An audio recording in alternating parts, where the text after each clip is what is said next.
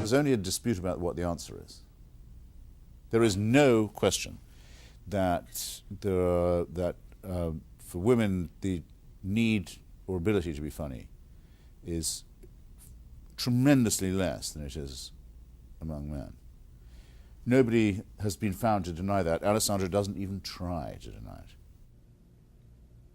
If you were to ask me, has reading her article made me reconsider my view that women aren't, as a gender, funny, I would say very much to the contrary. She's been unable to write this piece without direct reference to the exceptions I made as well as the examples that I gave, and she even at one point echoes what I think is my strongest point, namely that women don't need to be funny.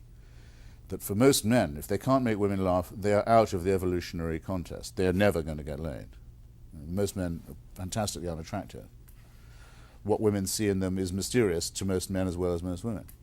If you can't make them laugh, you don't have a chance. With women, there's no need to be rendering yourself attractive to men in that way. We already find you attractive, thanks. I'm not saying that there aren't great female comedians. There are many, many, many. That's not the same as the female sense of humor. She makes the same distinction. I say the problem with female comedians up till now is they tend to be either dykes or Jews or butch. Roseanne Barr, Sarah Silverman, etc., etc. And these are all forms of emulating male humor. She says the same.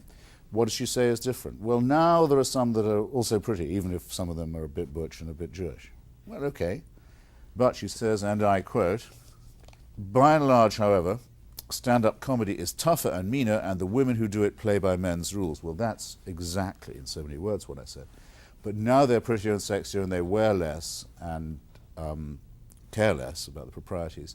So, what has been the achievement of my essay? It's been to make sexier women try harder to amuse me. Well, that was my whole plan to start off with. The salad of letters chosen by the magazine's correspondence editors criticizing me made me think I could write a sequel called How Some Women Apparently Can't Even Read, because where I had said, look, I'm not saying there are no female comedians, I'm not saying they can't do stand-up or a woman can't do it, you'd get a long, boring letter saying, I challenge Mr. Hitchens to a stand-up contest with this bull dyke I know in Portland, Oregon, who does a great stand-up routine. Right? Well, that's not getting the point, is it, dear? And it's trying, I find sometimes, irritating, time-consuming, annoying when they don't listen. Intuitively, everybody thinks that a sense of humor or wit is a sign of intelligence. So it can be, if people aren't following you closely, that an accusation that one lacks a sense of humor or isn't funny, which are two different things, either, though, is an insult. Now, of course, this isn't true. It would be a waste of the male effort to be funny, which is much more highly evolved and much more evolutionarily self-selective, if women didn't have a sense of humor and couldn't be made to laugh. I won't try and do it for you on camera, but there's an attitude, the head thrown back and the mouth wide open and the horseshoe of lovely teeth and tongue on display and so forth, that is, well, it's a bit of a surrender. It's worth it for its own sake, and it's a simulacrum of something even more worth it.